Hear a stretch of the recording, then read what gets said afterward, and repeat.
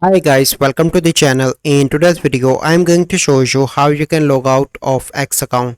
So before getting into this video, must subscribe to our YouTube channel and click on the bell icon.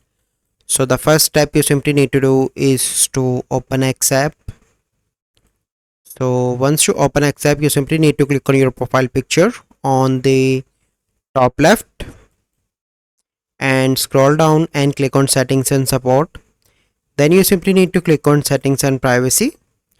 Once you are here, you simply need to click on your account, and here you need to click on account information, and in the bottom you can see option of logout. Click on that, and here you can see logging out will remove all X data from this device. So if you are sure, you simply need to click on logout. So once you click on logout, you will be automatically log out from X account. So this is a process. I hope you find this video helpful.